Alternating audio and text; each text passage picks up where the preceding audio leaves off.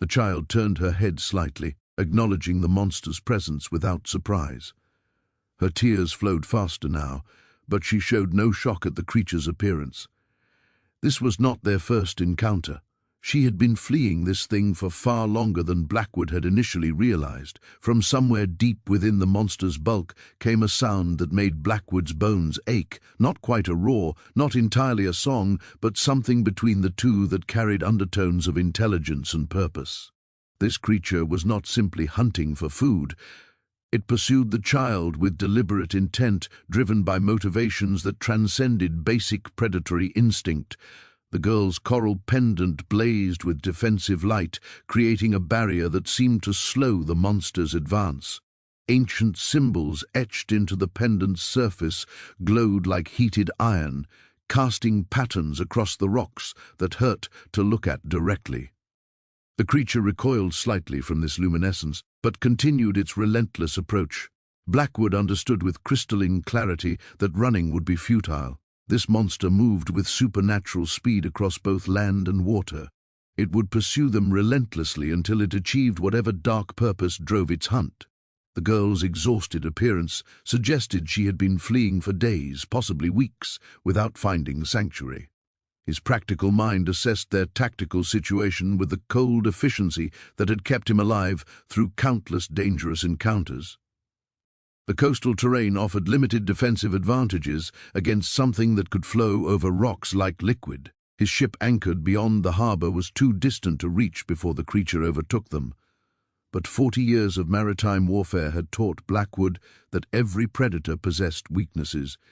Even supernatural monsters followed certain patterns, operated within specific limitations.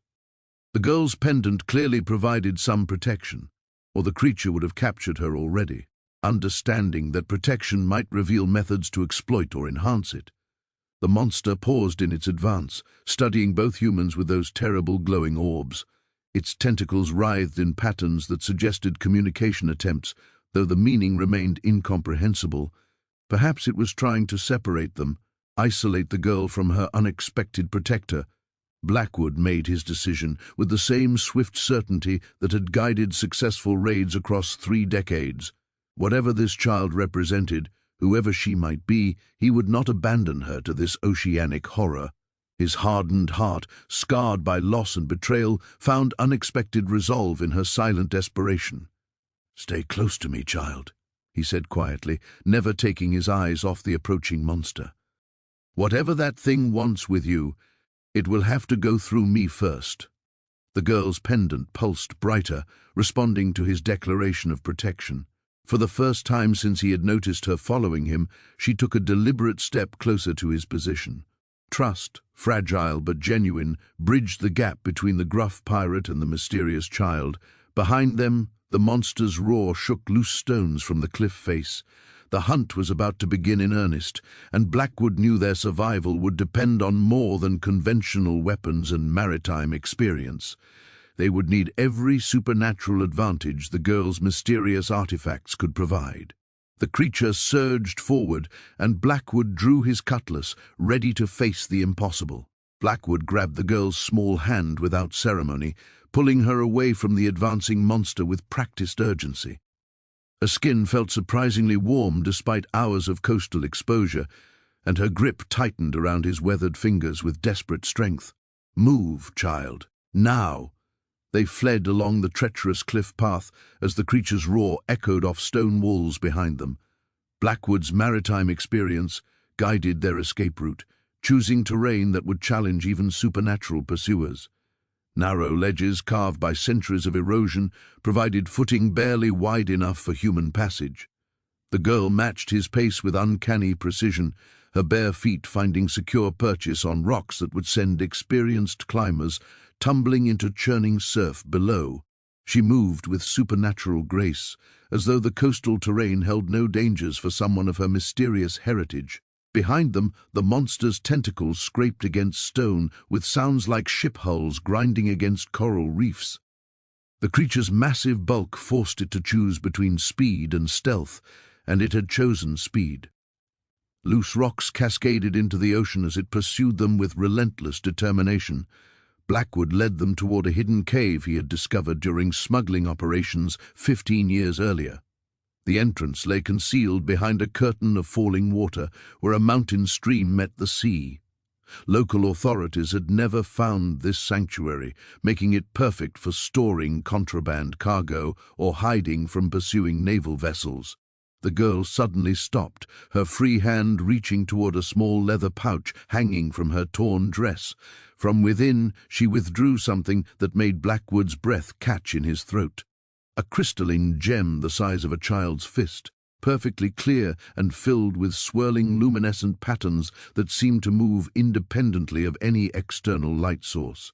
She pressed the gem into his palm, her large blue eyes meeting his with urgent intensity. The moment the crystal touched his skin, visions flooded his consciousness with overwhelming clarity. He saw underwater cities carved from living coral, their spires reaching toward distant ocean surfaces. Beings that were neither fully human nor entirely aquatic moved through crystal-clear waters with purposeful grace. The girl appeared in these visions as she truly was, not lost or abandoned, but fleeing from responsibilities that would doom innocent lives to supernatural servitude. The visions revealed ancient pacts between sea witches and oceanic guardians, agreements that maintained balance between surface dwellers and creatures of the deep. The girl carried bloodline obligations that would bind her to underwater realms forever, transforming her into something no longer human. Blackwood understood now why she could not speak. Her voice carried power that would summon every supernatural entity within leagues of their position. Silence was her only protection against forces that would use her lineage for purposes that defied moral comprehension. The crystal's visions showed him sea routes that existed only during certain tidal conditions, passages through underwater caves that connected distant coastal regions.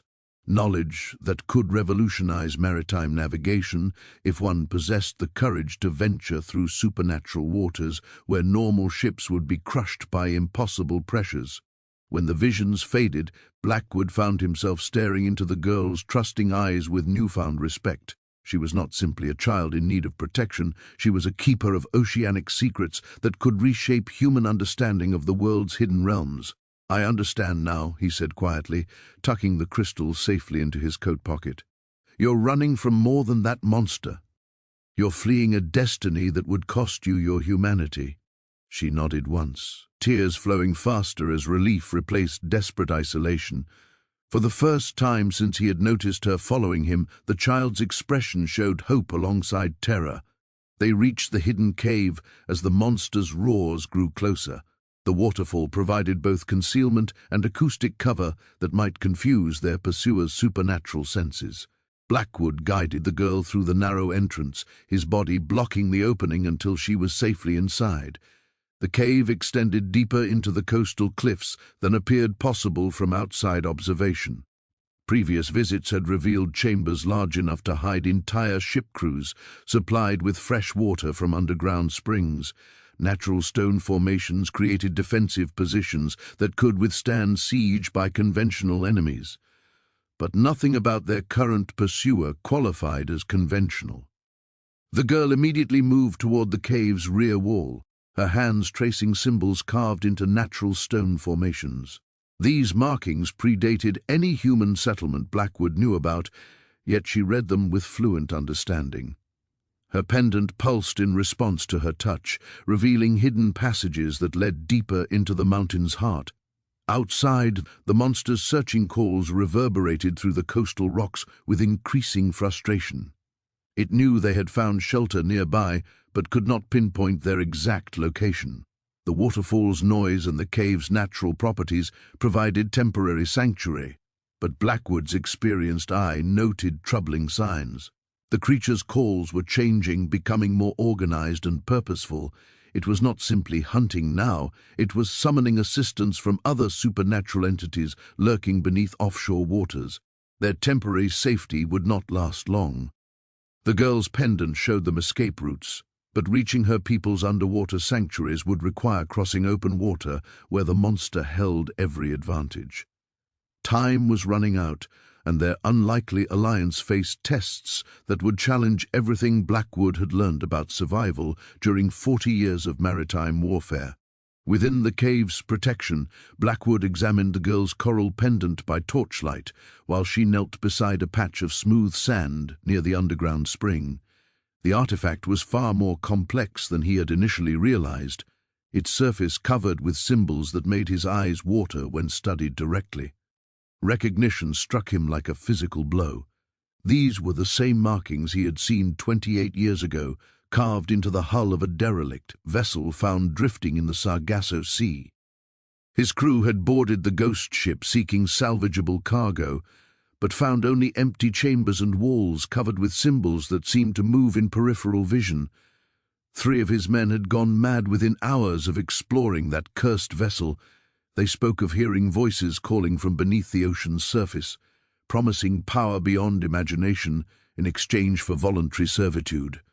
Blackwood had ordered the ship burned rather than risk further contamination of his crew. The girl began drawing in the sand with methodical precision, her small fingers creating images that told a story more terrible than any maritime legend Blackwood had encountered. Her first drawing showed an underwater city built from living coral, its spires reaching toward the surface like grasping fingers. Subsequent images revealed the city's inhabitants, beings that had once been human, transformed by ancient pacts into creatures that served oceanic entities of unimaginable power. The girl drew herself among these transformed souls, but with chains binding her to a throne carved from black coral and decorated with human skulls. Blackwood's blood chilled as understanding dawned. The child was not simply fleeing supernatural danger. She was the designated heir to some underwater realm where human souls were currency and supernatural power flowed like tides. Her next drawing depicted the creature pursuing them, but in a different form. Instead of the monstrous tentacled horror they had fled, she drew a majestic guardian with features that combined human intelligence and aquatic grace. Beneath this image, she drew the same creature twisted into its current abominable form, with symbols indicating corruption and betrayal. "Your protector turned against you," Blackwood said quietly. "Something corrupted the guardian meant to keep you safe." The girl nodded, tears falling onto her artwork and smudging the sand drawings into shapes that looked disturbingly like blood spreading through water. She began a new image showing herself standing before a gateway carved from black stone with multiple tentacled creatures emerging from the depths beyond. The implication was clear. Breaking whatever curse bound her to underwater servitude would release entities that made their current pursuer seem insignificant by comparison. Her escape from oceanic destiny threatened to unleash horrors upon the surface world. Blackwood's practical mind struggled with the moral complexity of their situation. Protecting the child meant risking catastrophic supernatural consequences for countless innocent souls, but abandoning her to her fate violated every principle of honor he had maintained despite decades of piracy and violence. From deeper within the cave came sounds that made both of them freeze in terror. Not the monster's searching calls, but something else entirely. Scratching noises, as though multiple creatures with clawed appendages were exploring the cave system from below. The girl's pendant blazed with defensive light, revealing hidden alcoves carved into the cave walls. Within one niche, Blackwood discovered artifacts left by previous occupants who had faced similar supernatural threats. Ancient armor crafted from scales that resembled those covering their pursuer, weapons blessed by religions that predated recorded history. One piece in particular caught his attention. A breastplate woven from scales that seemed to absorb the pendant's light while remaining cold to the touch. The armor carried an aura of protection, but also demanded a price that made his battle-scarred hands tremble. The girl pointed urgently at the armor, then at herself, then drew a small figure standing between massive tentacles while protected by supernatural barriers. She understood the armor's properties better than he did, and was willing to pay whatever price it demanded for their mutual survival. Blackwood lifted the scale armor with reverence befitting a relic that had protected previous warriors against impossible odds. The moment it touched his skin, visions flooded his consciousness, showing battles fought in underwater realms where human courage faced oceanic horrors beyond description. The armor demanded blood sacrifice, not death, but a portion of the wearer's life force that would permanently bind them to supernatural conflicts.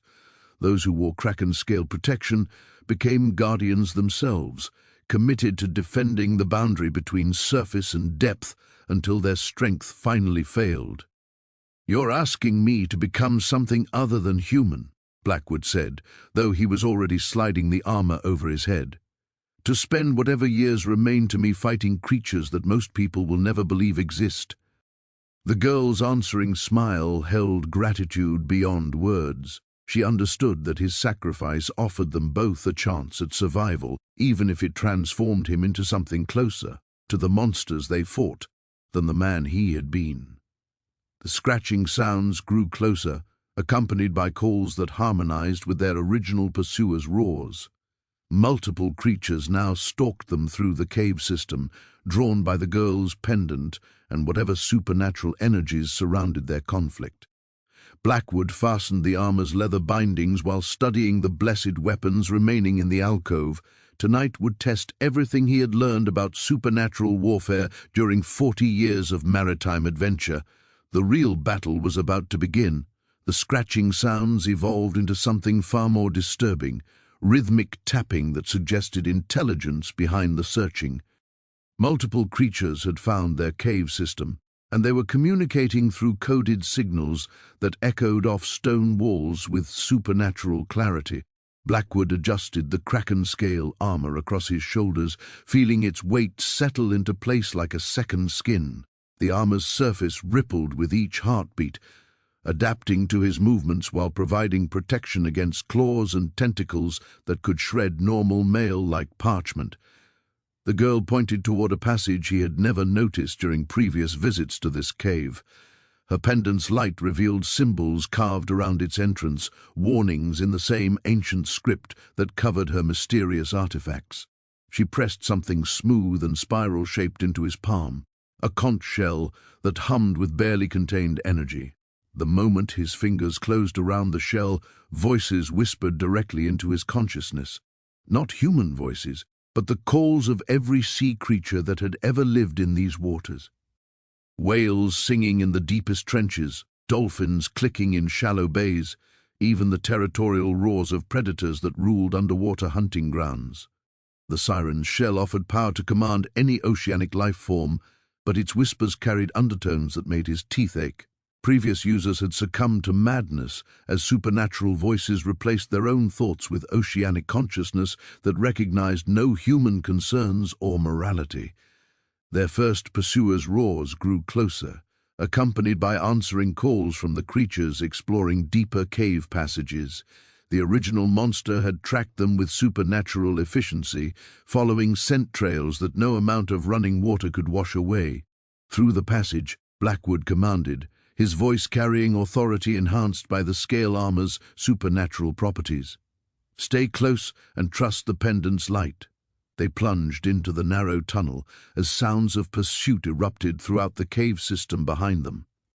The girl's coral pendant blazed with defensive radiance, revealing a pathway that descended deeper into the coastal cliffs than natural formations should allow.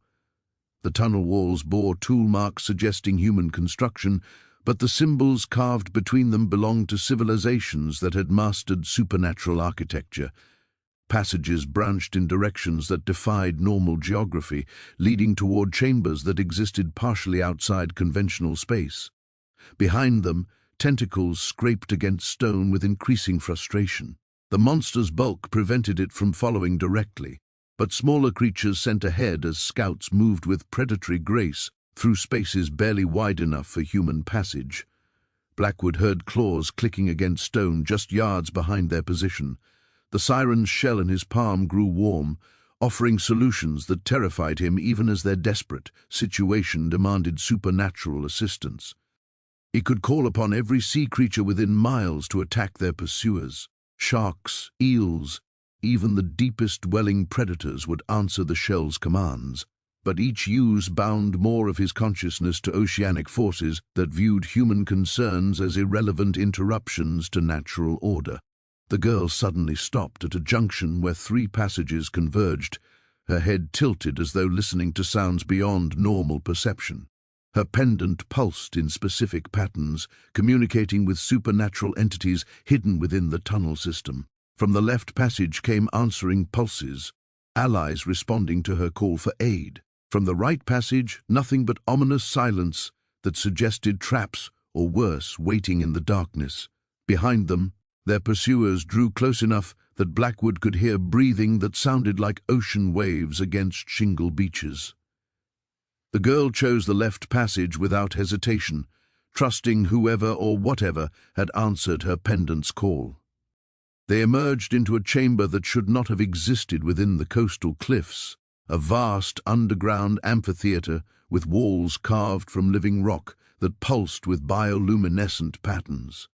In the chamber's center stood figures that made Blackwood's breath catch, not entirely human, but retaining enough human features to suggest they had once walked on land before supernatural transformation claimed them.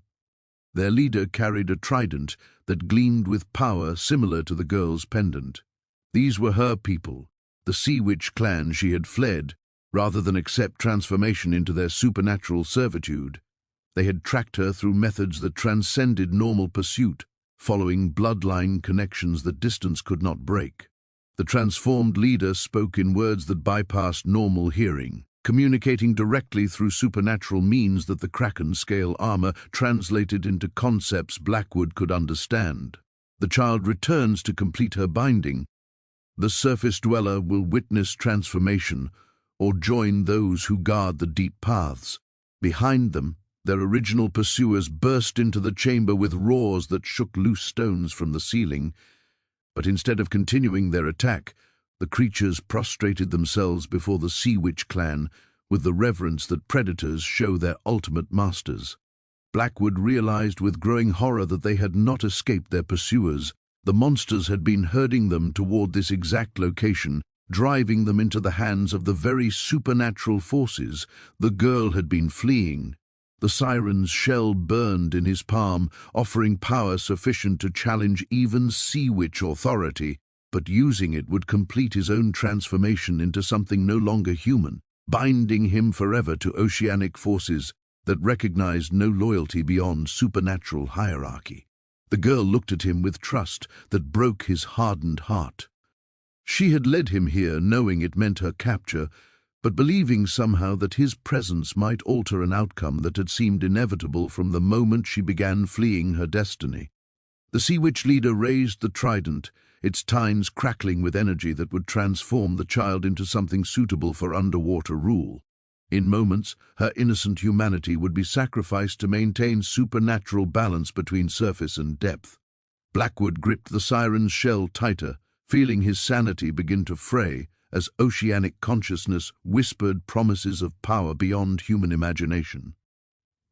The Sea Witch leader's trident paused mid-strike as the girl's pendant suddenly blazed with blinding radiance. From within its coral depths emerged something Blackwood had never seen before, a crystalline anchor no larger than his palm. Its surface etched with memories that played like moving pictures in translucent stone. The memory anchor pulsed with ancient power, projecting visions that filled the underground chamber with ghostly images of events that had shaped the child's cursed existence. Blackwood found himself witnessing scenes from years past, understanding finally the true scope of the tragedy that had led to this moment.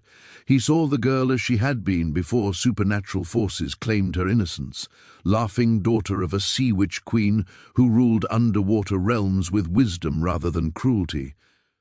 Her mother's court existed in harmony with surface dwellers, maintaining oceanic balance through cooperation rather than conquest. The visions revealed a golden age when Sea Witch clans protected merchant vessels from natural storms and supernatural predators. Ships flying certain blessed flags could sail safely through waters where monsters dwelt, confident that underwater guardians would shield them from harm. But greed and fear had poisoned these ancient alliances. Surface kingdoms began capturing sea witch emissaries for their magical knowledge, subjecting them to tortures designed to extract secrets about underwater treasure hoards and supernatural defenses. Blackwood's blood turned cold as the memory anchor showed him scenes he recognized with terrible clarity. His own ship, the Maiden's Revenge, attacking a vessel that flew sea witch protection banners, his crew boarding the defenseless ship, slaughtering diplomats who had trusted in ancient treaties. The girl he now protected had watched from hidden chambers as pirates wearing his colors murdered her mother and stolen artifacts that maintained supernatural balance throughout these waters. The coral pendant around her neck was one of the few sacred relics that escaped his crew's greedy hands. Worse still, the visions revealed that the monster pursuing them had once been the girl's guardian, a noble entity bound by blood oaths to protect sea witch royalty from harm. Witnessing her mother's brutal death at the hands of surface dwellers had driven the guardian to madness, transforming protective instincts into obsessive rage. The corrupted guardian now sought to complete the binding that would transform the girl into something powerful enough to wage war against all surface life. Her innocent humanity would be sacrificed to create a weapon capable of drowning coastal civilizations in supernatural vengeance. Through the memory anchor's revelations, Blackwood understood that his ship's treasure hold contained more than simple plunder. Sacred artifacts, stolen during that long-ago raid, were keys to preventing oceanic apocalypse. The blessed compass that had guided him safely through supernatural waters was powered by energy stolen from murdered sea witch priests. The girl's pendant pulsed in harmony with his ivory compass, revealing connections that explained his supernatural luck during 4 decades of maritime warfare. He had been unknowingly protected by magic torn from the very people whose daughter now trusted him with her life. But the memory anchor showed him something else. Visions of possible futures where redemption remained achievable. The stolen artifacts aboard his ship could be returned to their proper purpose, restoring balance between surface and depth if wielded by someone willing to sacrifice everything for atonement. The Sea Witch leader lowered his trident, studying the memory anchor's revelations with expression that mixed surprise and calculation. These ancient beings had not expected the surface dweller to carry bloodline connections to their clan's greatest tragedy. "You are the phantom captain," the transformed priest said, recognition dawning in eyes that had witnessed centuries of supernatural conflict, "the one whose raids scattered our sacred relics across the 7 seas. Blackwood felt the weight of accumulated guilt pressing against his chest like anchor chains. 40 years of dismissing supernatural concerns as sailor superstitions crumbled before evidence of his direct responsibility for oceanic catastrophe. "I was," he replied, his voice carrying decades of hardened authority, tempered now by newfound humility. "But I stand here now as her protector, willing to pay whatever price redemption demands." The girl stepped between them, her small hand touching both the Sea Witch leader's scaled arm and Blackwood's armored chest. The memory anchor's light revealed her thoughts directly. Forgiveness offered freely despite unforgivable crimes. Trust extended towards someone who had destroyed everything she once held sacred. Through supernatural communication that bypassed spoken words, she proposed a bargain that made both warriors pause. The stolen artifacts aboard Blackwood's ship would be returned to their proper guardians, but only after being used to heal the corruption poisoning her original protector. Success would restore supernatural balance and prevent oceanic war against surface civilizations. Failure would doom her to transformation, while unleashing horrors that would make their current pursuer seem insignificant. The Sea Witch leader considered this proposal with ancient wisdom that recognized desperate times required unprecedented alliances. Traditional justice demanded Blackwood's death for crimes against their people, but the girl's plan offered hope for preventing catastrophe that would destroy both surface and depth. "The surface dweller may attempt redemption," the priest declared, his words carrying binding supernatural authority. "But should he fail, Both he and the child will serve eternal penance in the deepest trenches where light never reaches. Blackwood accepted these terms without hesitation, knowing they represented his only chance to atone for decades of unknowing cruelty while protecting the innocent soul who had chosen forgiveness over vengeance. The memory anchor's visions faded, leaving them standing in a chamber where past crimes met present hope for redemption that would reshape the relationship between land and sea forever. The girl stepped closer to Blackwood, her small fingers reaching towards something hidden beneath his kraken-scale armor. When she touched the leather pouch hanging from his belt, her coral pendant flared with light so intense it revealed every detail of the chamber's ancient carvings. From within the pouch emerged the fragment of broken trident that Blackwood had carried as a trophy for 28 years, never understanding its true significance. The moment it touched the air, the Sea Witch leader recoiled as though struck by physical force. "Poseidon's trident," the priest whispered, his transformed features showing fear for the first time since their confrontation began. "You carry the weapon that murdered the Sea Queen herself." The girl's eyes met Blackwood's with expression that combined terrible knowledge with heartbreaking forgiveness. Through supernatural communication that needed no words, she showed him the complete truth of that long-ago raid, which had seemed like simple piracy at the time. The vessel he had attacked had been carrying her mother to peace negotiations with surface rulers. The Sea Queen had traveled under ancient treaties that guaranteed safe passage, trusting in diplomatic immunity that had protected Sea Witch emissaries for centuries.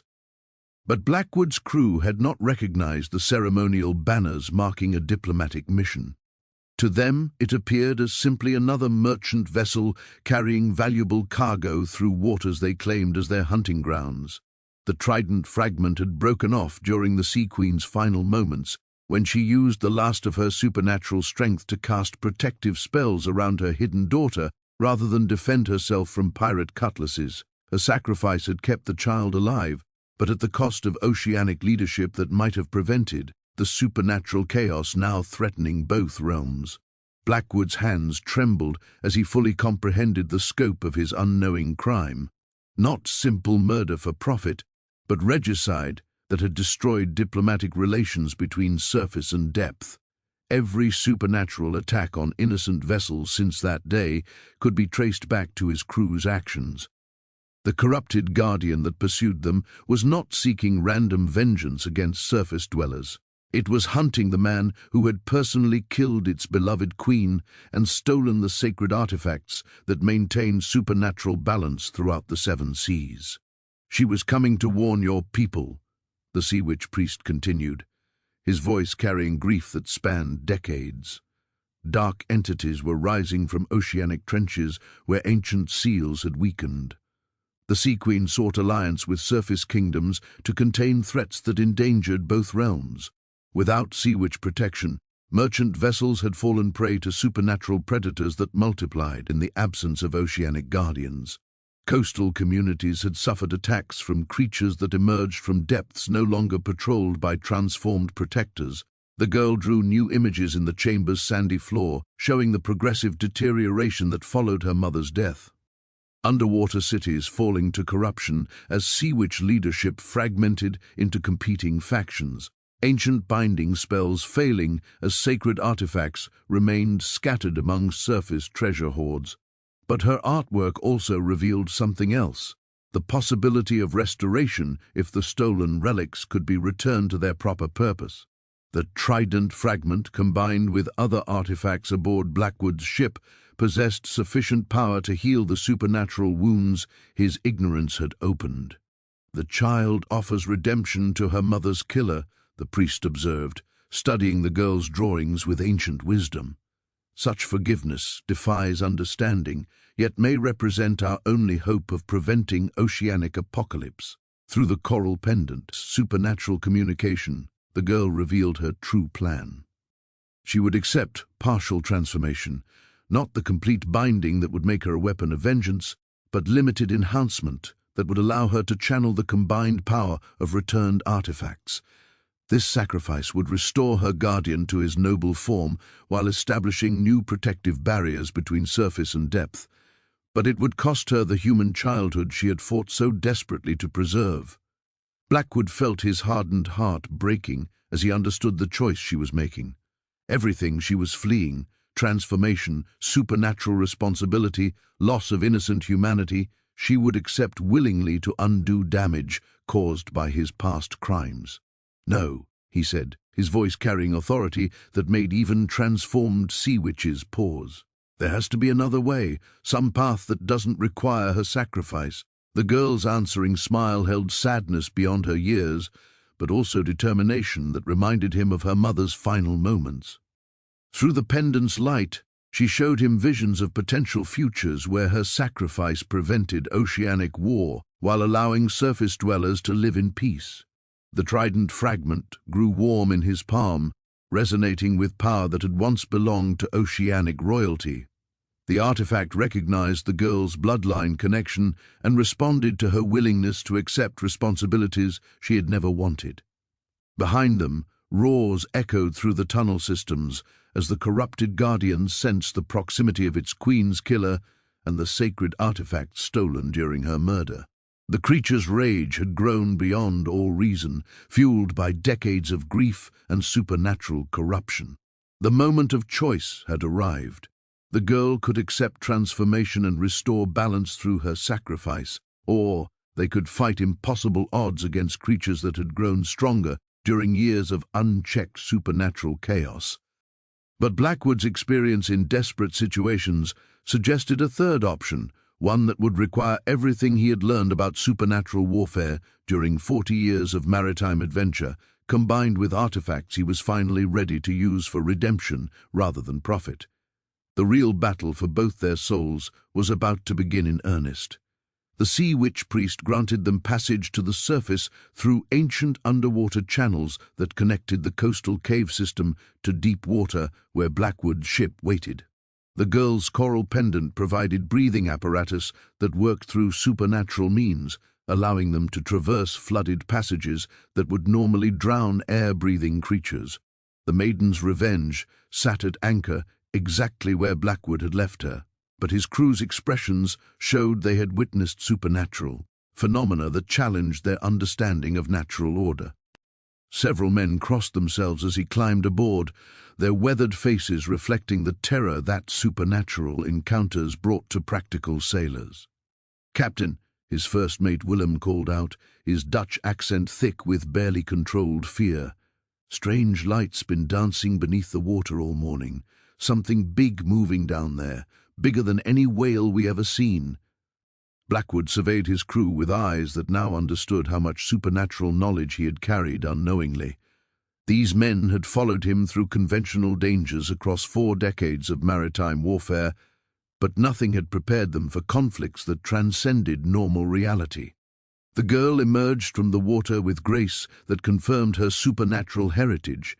As she stepped onto the deck, her bare feet left prints that glowed with bioluminescent patterns, and her coral pendant blazed with protective light that made seasoned pirates step backward in nervous reverence.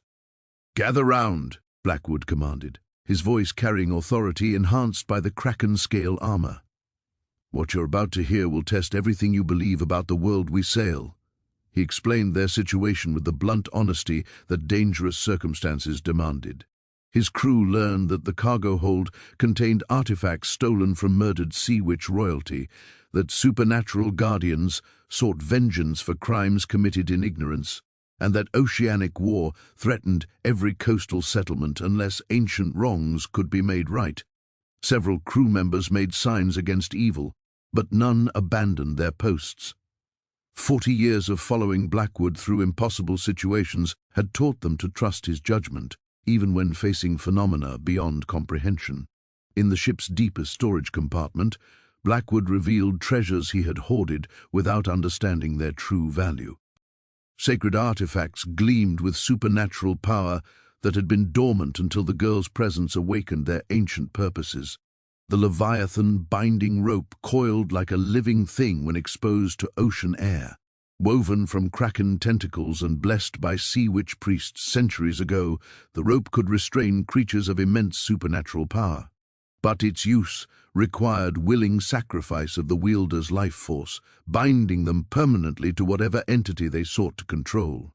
"This rope can hold our corrupted guardian long enough for healing rituals to take effect," Blackwood explained to his assembled crew, "but whoever uses it may not survive the binding process." The girl approached the rope with recognition that made his heart ache. Through her pendant's communication, she revealed that her mother had commissioned this very artifact as protection against the dark entities rising from oceanic trenches. It had been aboard the diplomatic vessel during the raid that claimed the Sea Queen's life. His crew worked through the day preparing supernatural defenses under the girl's guidance. Sacred symbols were painted on the masts using pigments that glowed with protective energy. Blessed weapons emerged from storage where they had waited decades for proper use.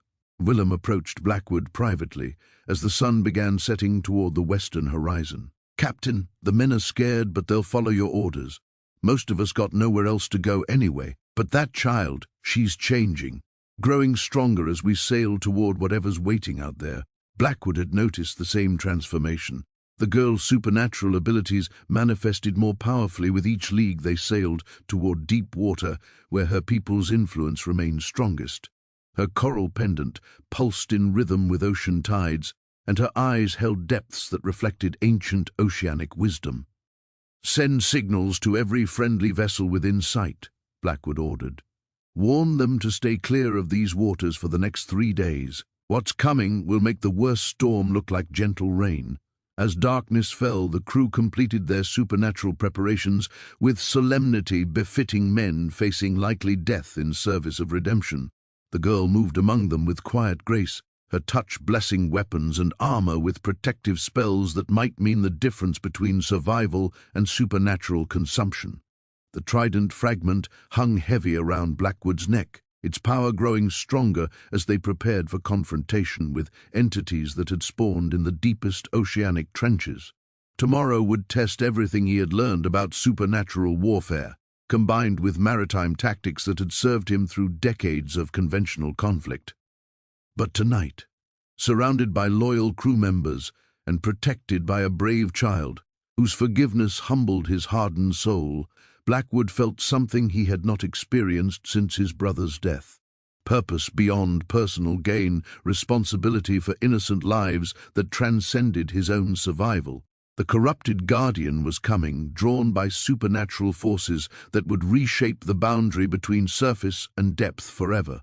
Their unlikely alliance would either restore oceanic balance or perish in the attempt, but they would face that destiny together with weapons blessed for righteous battle. The final confrontation approached with the inevitability of morning tides. The ocean changed at dawn, transforming from natural seascape into something that belonged in maritime nightmares. Clouds gathered with supernatural speed, their formations defying every weather pattern Blackwood had observed during 40 years at sea. Lightning crackled between storm masses in colors that had no names, and the wind carried sounds that resembled voices speaking in languages that predated human civilization. The girl stood at the bow, her coral pendant blazing with defensive radiance as she faced the approaching supernatural tempest. In her small hands she held an artifact that Blackwood had dismissed as decorative, a staff carved from driftwood and topped with a crystal that seemed to contain captured lightning. The Stormcaller's staff pulsed with power that made the air itself taste of electricity and ancient magic. But Blackwood could see the price its use demanded. Each time the girl channeled energy through the artifact, silver threads appeared in her dark hair and new lines etched themselves around her young eyes. "The staff will age whoever wields it," she communicated through her pendant's supernatural link. "But without its power, the storm will destroy your ship before we can face what follows behind it." The corrupted Guardian's approach had triggered oceanic forces that Blackwood's experienced eye recognized as beyond natural phenomena. Waves rose higher than any storm surge he had weathered, their peaks breaking in patterns that suggested intelligence behind their formation. Whirlpools opened in waters that should have been too shallow to support such manifestations. His crew worked with desperate efficiency, following orders that combined traditional seamanship with supernatural defensive measures. Sacred symbols painted on the masts glowed brighter as supernatural pressure increased. Blessed ropes held against winds that would have shredded normal rigging. All hands secure for supernatural weather, Blackwood bellowed over the rising wind. Trust your training, follow your orders, and remember that we sail for redemption rather than profit. The first wave to strike the ship carried more than water. Tentacled creatures rode the surge, their forms combining features of squid and shark with supernatural enhancements that made them far more dangerous than either natural creature.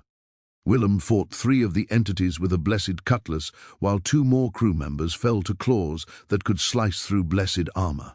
The girl raised the storm caller's staff, its crystal focusing power that split the supernatural tempest around their vessel. Lightning answered her call, striking down creatures that emerged from waves with precision that suggested divine intervention rather than natural phenomenon. But each use of the staff's power cost her more than Blackwood could bear to watch. Her youthful features aged with supernatural rapidity, innocence sacrificed to channel energies that no child should command. Silver spread through her hair like frost, and her voice carried echoes of ancient wisdom that belonged to transformed sea witch elders. "There has to be another way," Blackwood shouted over the storm's supernatural roar. "Some method that doesn't require your sacrifice." Through the pendant's communication, she showed him visions of what approached behind the storm, not just their original pursuer, but multiple entities drawn by the supernatural chaos surrounding their confrontation, ancient things that had slumbered in oceanic trenches, awakened by the prospect of witnessing oceanic balance, restored or shattered forever. The maiden's revenge groaned under assault from waves that struck with supernatural force, each impact threatening to break the hull despite blessed reinforcements. But the girl's control over the stormcaller's staff kept them afloat, parting waters that would have crushed any vessel lacking supernatural protection. Blackwood took the wheel himself, his decades of navigation experience tested against currents that followed no natural patterns. The ship's blessed compass spun wildly, its supernatural sensitivity overwhelmed by competing magical influences. He steered by instinct and the girl's guidance, trusting her oceanic heritage to navigate waters that existed partially outside normal reality. More crew members fell to supernatural attackers that emerged from storm-tossed waves, but those who survived fought with courage enhanced by blessed weapons and the knowledge that their sacrifice might prevent oceanic apocalypse. These weathered pirates had found purpose beyond personal gain, fighting for redemption that transcended their own survival. The girl discovered she could communicate with some of the creatures attacking their vessel, her sea witch bloodline allowing her to distinguish between entities driven by corruption and those still capable of reason. Several smaller predators withdrew from combat when she spoke to them in ancient oceanic languages that bypassed normal hearing. "The Great Guardian approaches," she warned, her aged voice carrying gravity that made Blackwood's blood chill. "The storm is merely the echo of its rage. When it arrives, we must be ready to use every artifact, every blessing, every ounce of courage we possess." The Stormcaller's staff grew heavier in her grip, its power demanding more of her life force with each supernatural feat. But she held firm, knowing that their survival depended on reaching the confrontation site with sufficient strength to attempt the healing ritual that might save both realms from supernatural war. Behind the storm, something massive moved through waters that no longer obeyed natural laws. The final battle approached with the inevitability of Judgment Day, and they sailed toward it carrying hope for redemption in artifacts blessed by the very people Blackwood had unknowingly wronged. The corrupted Guardian rose from the supernatural storm with majesty that reminded Blackwood why ancient sailors had worshipped oceanic forces beyond human comprehension. Even transformed by decades of grief and rage, the creature retained elements of its original noble purpose, protecting sea witch royalty from threats that transcended mortal understanding. Its massive form breached the surface with fluid grace, tentacles spreading like cathedral spires against the storm-darkened sky. Barnacle-covered hide bore scars from countless battles against entities that emerged from oceanic trenches where sunlight never reached. But its eyes still held intelligence that recognized the girl as the royal bloodline it had sworn to protect. "There," the girl whispered, pointing toward a section of the creature's bulk where corruption showed as spreading darkness across otherwise natural coloring. "The shadow that poisoned his noble heart when my mother died. If we can burn away that infection, he might remember his true purpose." Blackwood ordered his crew to battle stations while studying the most powerful weapon hidden in his ship's deepest armory, a cannon unlike any conventional artillery piece. The depth-charge cannon had been crafted by Sea Witch artificers centuries ago, designed to fire concentrated supernatural energy rather than simple cannonballs. The weapon's bronze barrel was etched with symbols that hurt to look at directly, its surface warm despite exposure to cold ocean spray. Loading it required artifacts rather than gunpowder, supernatural energy channeled through blessed relics rather than conventional explosives. "The cannon can wound him severely enough to attempt healing," Blackwood told his remaining crew as they struggled with rigging that fought against supernatural winds, "but firing it will drain power from every blessed artifact aboard this vessel. We'll have one chance, nothing more." The Guardian's tentacles struck the ship's hull with force that cracked timbers despite supernatural reinforcements. But instead of crushing them outright, the creature seemed to be testing their resolve, searching for some sign that surface dwellers possessed honor worth preserving. Willem and 3 surviving crew members loaded the depth-charge cannon with artifacts that represented 40 years of unknowing theft from Sea Witch territories. Sacred gems, blessed metals, and ritual implements that had never been used for their intended purposes powered the supernatural weapon. The girl approached the cannon with the trident fragment clutched against her chest, her aged features showing determination that reminded Blackwood painfully of her mother's final moments. This must be the final component. The weapon that killed her will become the tool that saves him. When she placed the fragment into the cannon's firing chamber, the entire weapon blazed with light so intense it could be seen through the supernatural storm. Every blessed symbol on the ship's hull responded to the artifact's presence, creating a network of protective energy that held their vessel together against impossible forces. The Guardian sensed the weapon's charge and reared back with recognition that transcended its corruption. Ancient memories stirred within its transformed consciousness, recollections of serving noble purposes before grief and rage had poisoned its fundamental nature. "Fire!" Blackwood commanded, though he knew the blast would likely destroy his ship along with everything aboard it. The depth-charge cannon released supernatural energy that split the storm-darkened sky with radiance visible from every horizon. The blast struck the Guardian's corrupted section with precision that surgical instruments could not have matched, burning away shadow infection that had festered for decades. The creature's roar of pain carried notes that reminded Blackwood of music rather than animal fury. For the first time since the confrontation began, the Guardian's voice held qualities that suggested healing rather than destruction. But the cannon blast had drained power from every blessed artifact aboard the Maiden's Revenge. Sacred symbols faded from the masts, protective barriers flickered and died, and supernatural creatures that had been held at bay by defensive magic suddenly swarmed toward the vulnerable vessel. The girl staggered as the coral pendant's light dimmed, her supernatural communication abilities weakened by the energy drain. Without her guidance, the crew faced supernatural attackers with conventional weapons that could barely scratch entities spawned from oceanic nightmares. The Guardian writhed in apparent agony as supernatural healing fought against corruption that had defined its existence for decades. Ancient nobility struggled to reassert itself against rage that had grown stronger with each passing year since its queen's murder. "It's working," the girl gasped, her voice carrying hope despite their desperate circumstances.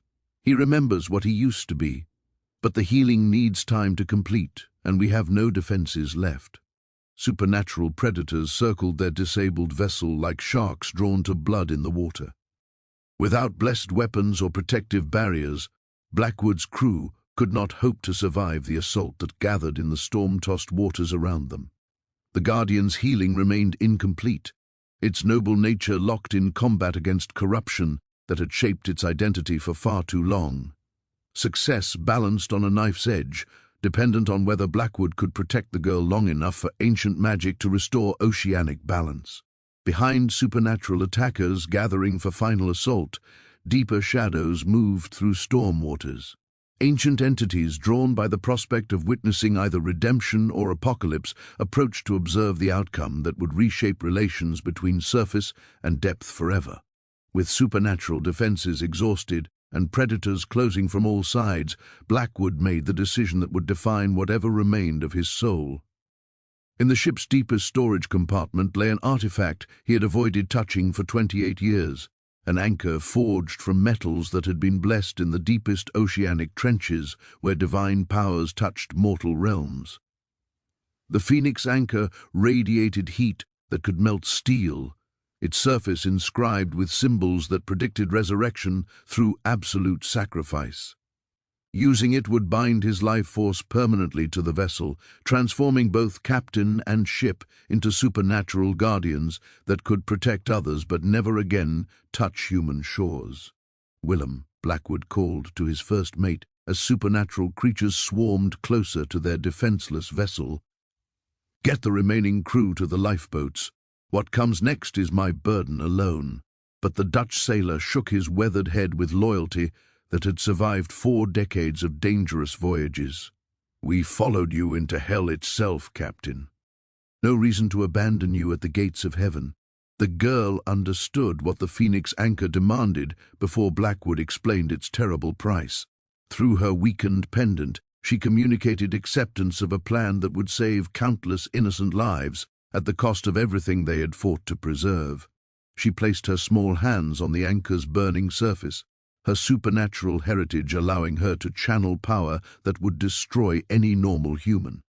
The artifact responded to her sea witch bloodline, recognizing royal authority that could command even cursed relics, forged for desperate circumstances.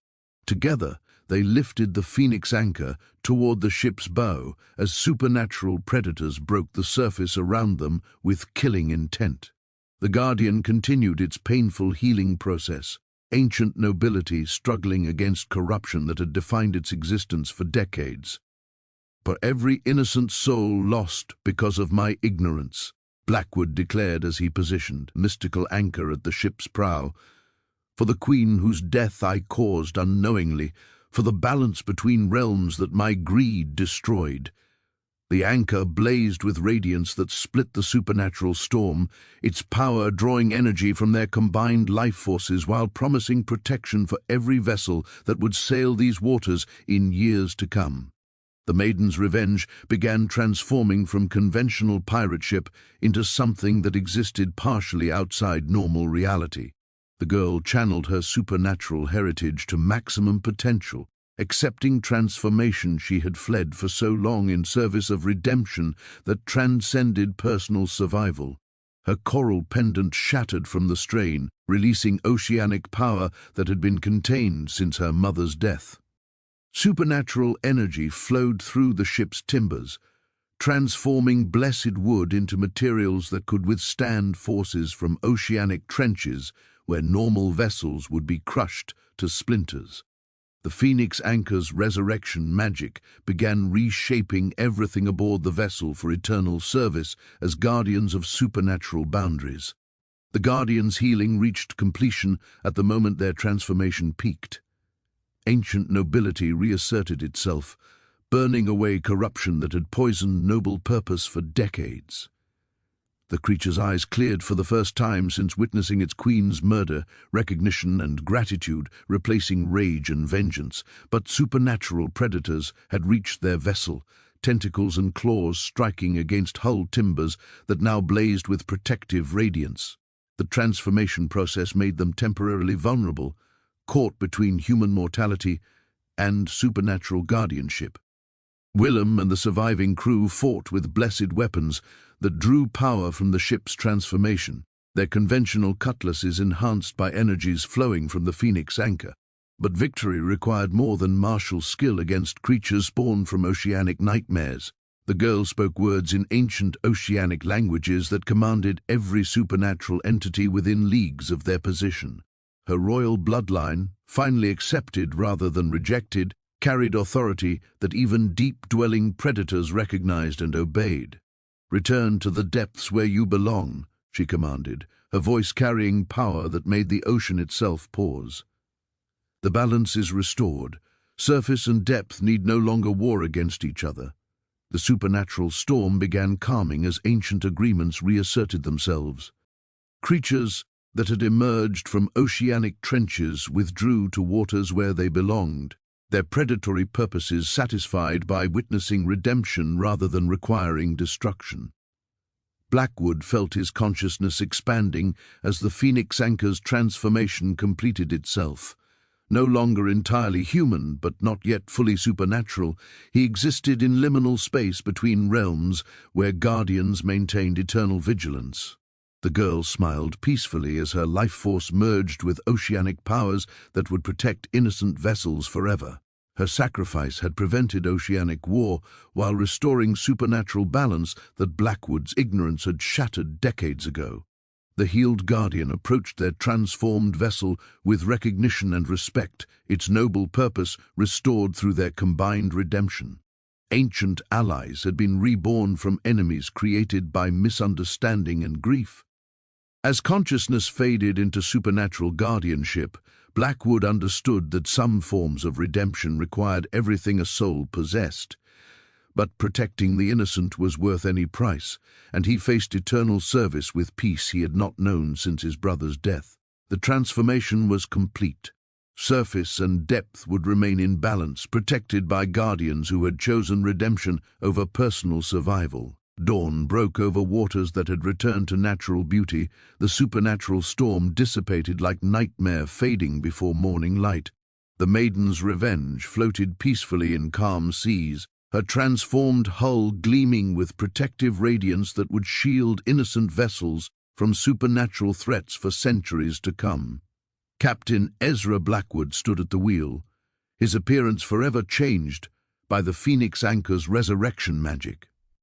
Silver streaked through his black beard in patterns that resembled flowing water, and his eyes held depths that reflected oceanic wisdom earned through ultimate sacrifice. The Kraken-scale armor had fused with his flesh, creating natural protection against supernatural forces that would have destroyed his mortal form. Willem and the 3 surviving crew members bore similar transformations, their mortality enhanced rather than destroyed by exposure to guardian magic. They retained human consciousness while gaining supernatural awareness that allowed them to perceive threats invisible to normal sailors. "Captain," Willem said, his voice carrying new harmonics that suggested transformation beyond simple survival. "The ocean feels different, peaceful in ways I ain't experienced since childhood." The healed guardian had departed for deeper waters where its restored nobility could protect oceanic realms from entities that still threatened supernatural balance, but its presence lingered in the form of blessed currents that carried protection to every vessel flying honorable flags. Where the girl had stood during the final moments of their transformation, something extraordinary had taken root.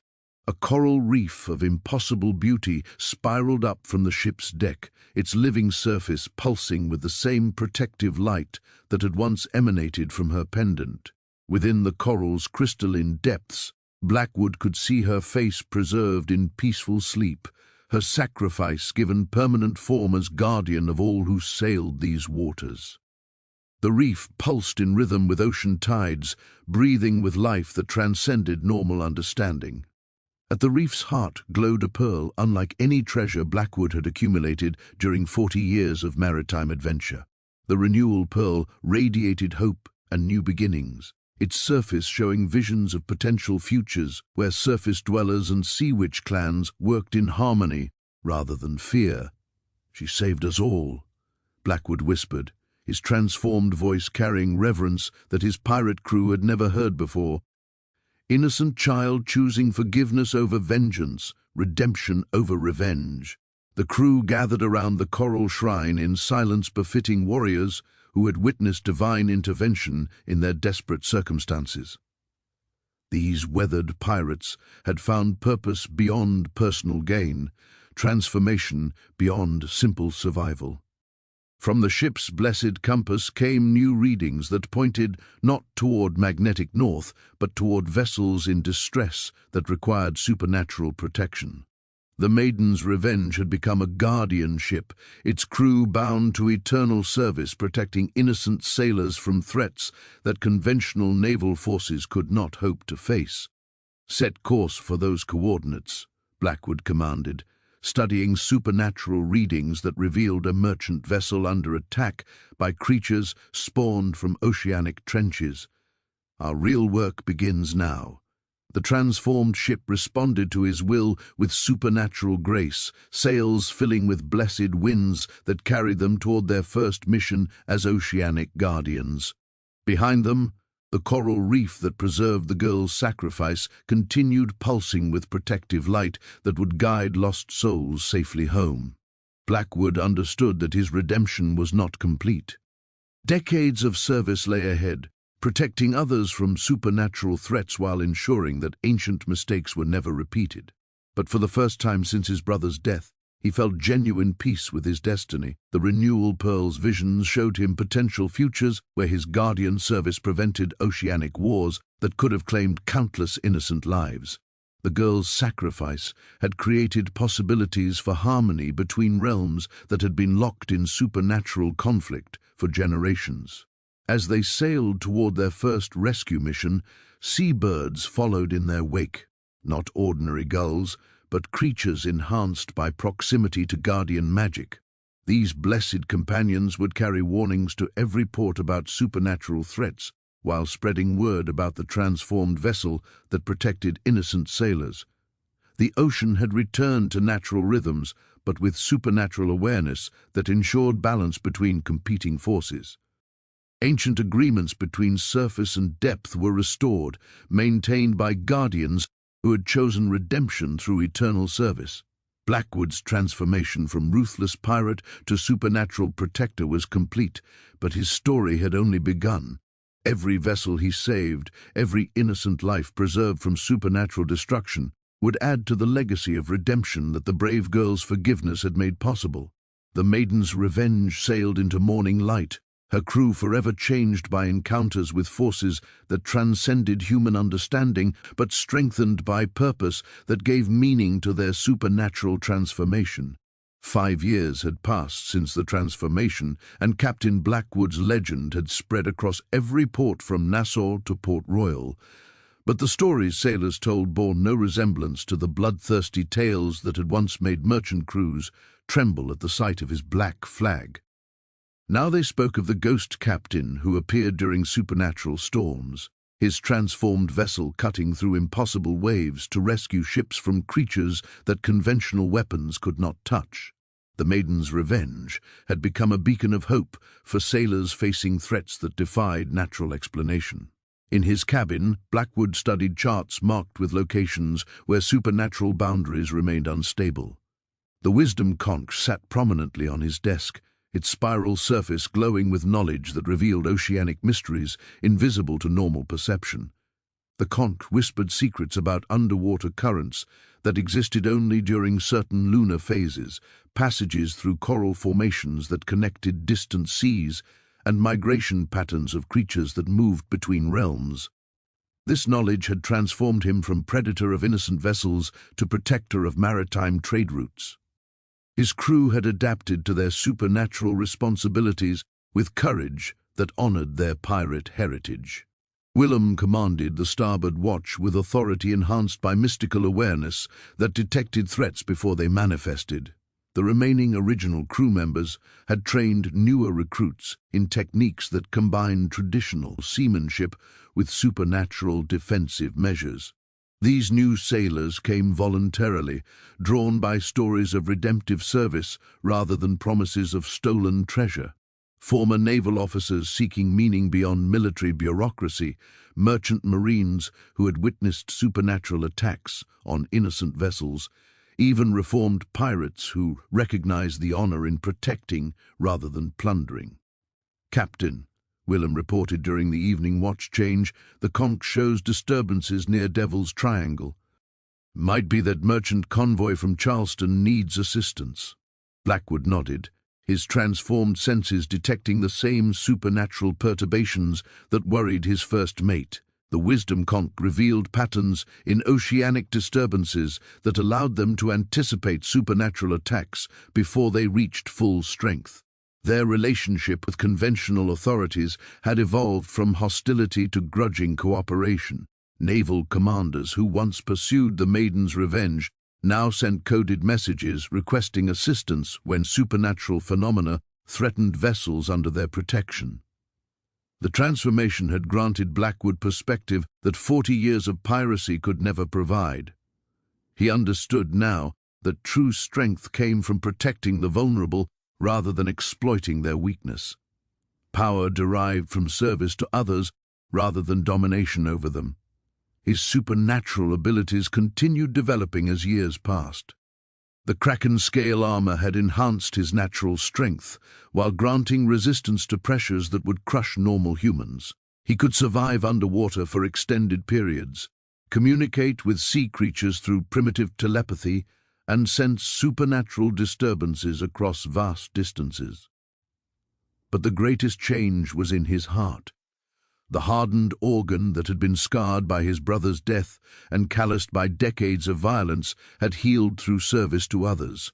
Each innocent life saved, each supernatural threat defeated, added layers of purpose that made his previous existence seem hollow by comparison. The coral reef, where the girl's sacrifice was preserved, had grown into a sanctuary that protected every vessel passing through these waters. Her peaceful presence continued blessing their mission, her forgiveness serving as constant reminder of the redemption possible even for souls stained by terrible mistakes. From the wisdom conch came new intelligence about supernatural threats emerging from oceanic trenches where ancient seals were weakening. Entities that had been contained for centuries were testing barriers that required constant reinforcement by guardians like themselves. "Set course for the triangle," Blackwood commanded, his voice carrying authority tempered by wisdom earned through supernatural service. "Time to remind the deep dwellers that these waters remain under protection."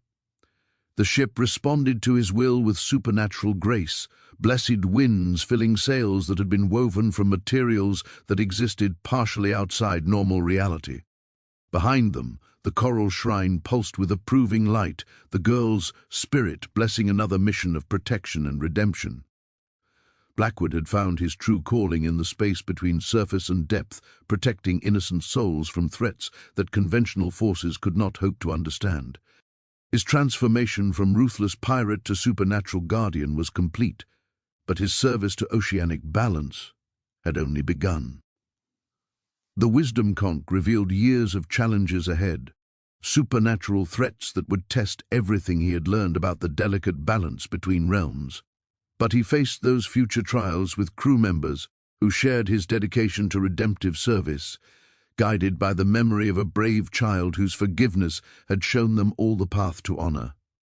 20 years of supernatural guardianship had transformed Blackwood from solitary protector into leader of an oceanic alliance that spanned 3 continents. The heritage compass that guided his decisions no longer pointed toward magnetic north or supernatural dangers, but toward individuals whose destinies could shape the future relationship between surface and depth. The compass had led him to remarkable souls over the decades. A Spanish admiral whose ship had been saved from sea monster attack, a Dutch merchant captain whose family owed their lives to supernatural intervention, even a reformed slave trader who had witnessed the horror of oceanic vengeance against those who trafficked in human misery. Each person touched by the Maiden's Revenge had returned to their ports, carrying stories of redemption possible even for the most hardened souls. These tales spread through maritime communities like favorable winds, inspiring others to seek purpose beyond personal profit. Captain Elena Vasquez commanded the second vessel in Blackwood's protective fleet, her Spanish galleon blessed with artifacts that allowed her crew to battle supernatural predators in Caribbean waters. She had volunteered for supernatural service after witnessing Blackwood's crew rescue her merchant convoy from creatures spawned by underwater volcanic activity. Dutch Captain Henrik van der Berg protected North Atlantic shipping lanes with a crew trained in techniques that combined traditional naval warfare with supernatural defensive measures. His ship carried weapons blessed by reformed sea witch priests who had chosen cooperation with surface dwellers over eternal conflict. The African captain Kwame Asante sailed protective patrols along slave trade routes, his vessel empowered to free human cargo while destroying supernatural entities that fed on suffering and despair. His crew included both freed slaves and reformed slavers who had discovered honor in protecting rather than exploiting the vulnerable. The network grows stronger each year, Willem observed as they studied reports from Allied vessels scattered across 7 seas. Soon there won't be waters where innocent ships sail without protection. Blackwood nodded, studying the heritage compass as it revealed potential futures where oceanic guardianship had eliminated supernatural threats to maritime commerce. The girl's sacrifice continued bearing fruit decades after her transformation into the protective coral reef that blessed every mission. Training facilities had been established at hidden islands where recruits learned supernatural warfare techniques from veterans who had survived encounters with entities from oceanic trenches. These academies produced sailors capable of fighting threats that conventional naval forces could not hope to defeat. The curriculum included traditional seamanship enhanced by supernatural awareness, weapons training with blessed armaments, and, most importantly, ethical instruction that emphasized protection of innocence over personal glory. Each graduate swore oaths that bound them to guardian service until death released them from supernatural obligations. Maritime folklore had preserved their story as both cautionary tale and inspiration for subsequent generations.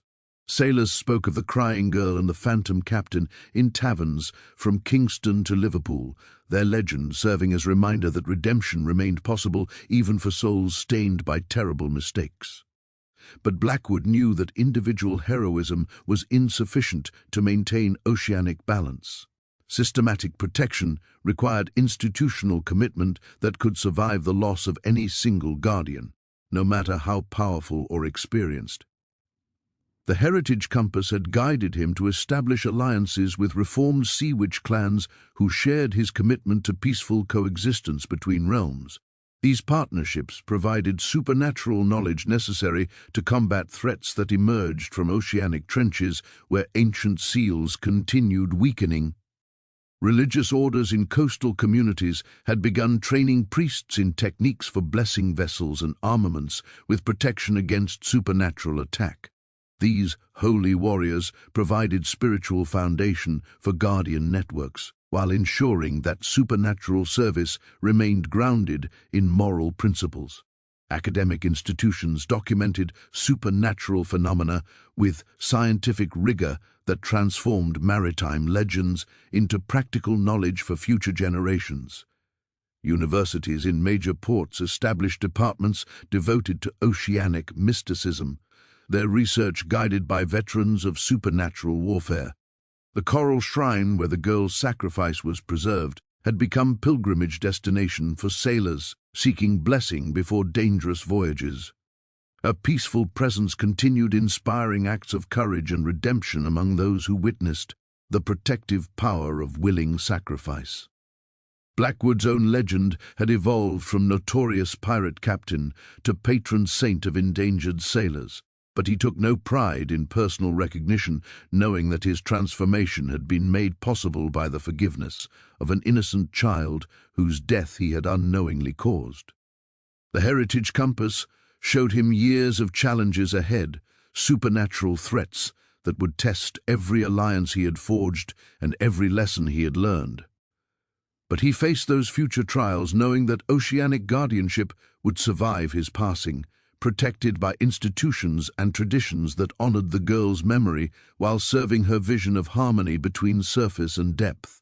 40 years had passed since that windswept morning when Blackwood first noticed small footsteps following him along the coastal path. Now, his weathered hands traced routes across a chart unlike any navigation tool he had encountered during decades of supernatural service. The Tomorrow's chart revealed potential futures and choices yet to be made. The mystical map showed branching paths that extended far beyond his remaining lifetime, depicting possibilities where oceanic guardianship evolved into something greater than he had ever imagined. Some futures revealed harmony between surface and depth that surpassed ancient alliances. Others showed conflicts that would require vigilance for centuries to come. "Time grows short, old friend," Willem said quietly, his own supernatural transformation having granted him awareness of approaching transitions that transcended normal mortality. "The chart shows your final voyage approaching." Blackwood studied the Tomorrow's chart with eyes that had witnessed miracles and horrors across 4 decades of oceanic guardianship. His final crew consisted entirely of volunteers who had requested the honor of sailing with the legendary captain during his last mission. These were not ordinary sailors, but individuals whose lives had been transformed by encounters with supernatural protection. A young woman whose merchant family had been saved from sea monster attack. A reformed naval officer who had witnessed the power of redemptive service. Veterans of supernatural warfare who understood that some honors transcended personal survival. The coral shrine where the girl's sacrifice was preserved had grown into a magnificent reef that extended far beyond the maiden's revenge, its protective influence blessing every vessel that passed through these waters. Her peaceful presence continued guiding their mission, her forgiveness serving as eternal reminder of redemption possible through willing sacrifice. "She would have been proud of what we built together," Blackwood said, his transformed voice carrying harmonics that suggested approaching transition between realms. Protection for innocence, harmony between enemies, hope where once there was only fear. The Tomorrow's chart revealed his final destination, a remote island where ancient seals had weakened enough to threaten oceanic balance. The mission would require everything he had learned about supernatural warfare, combined with wisdom earned through decades of guardian service. But the chart also showed something else. His death would not end the protective network he had spent 40 years building. The institutions and alliances would continue evolving, guided by principles of redemption and protection that honored the girl's memory while serving future generations. Young captains trained in supernatural warfare would assume command of guardian vessels scattered across 7 seas. Religious orders would continue blessing ships and armaments with protection against supernatural threats. Academic institutions would preserve knowledge necessary to combat entities that emerged from oceanic trenches. Most importantly, the story of the crying girl and the phantom captain would continue inspiring acts of courage and redemption among those who heard their legend. Maritime folklore would preserve their sacrifice as proof that even the most hardened souls could find purpose in protecting rather than exploiting the vulnerable. As they sailed toward his final mission, Blackwood felt profound satisfaction with the transformation his life had undergone. From ruthless pirate seeking personal profit to supernatural guardian protecting innocent souls, the journey had been worth every sacrifice, every challenge, every moment of supernatural terror. The coral reef pulsed with approving light as the maiden's revenge departed familiar waters for unknown horizons. The girl's spirit blessed their final voyage together, her presence ensuring that Blackwood's transition would be peaceful rather than tragic. Behind them, Allied vessels continued their protective patrols under command of captains who embodied the same principles of redemptive service. The network would survive his passing, strengthened by decades of shared commitment to oceanic balance. The Tomorrow's chart showed potential futures where his sacrifice would prevent supernatural catastrophe while ensuring that guardian traditions continued evolving.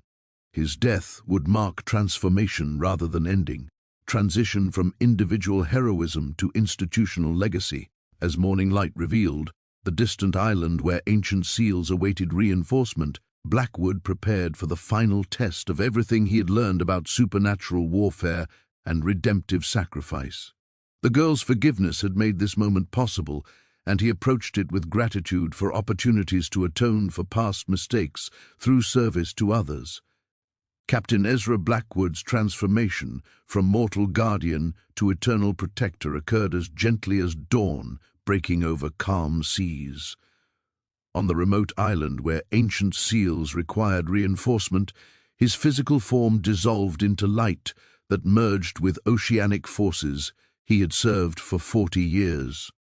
The Guardian's lantern that had guided their final voyage transformed into something far greater, an eternal beacon that would guide lost souls safely home across supernatural waters for centuries to come.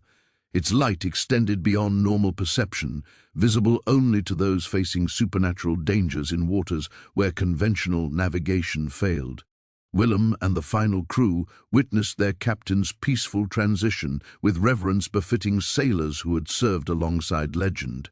His spirit joined the girl's presence in protective harmony that transcended individual consciousness while preserving the love and forgiveness that had made redemption possible.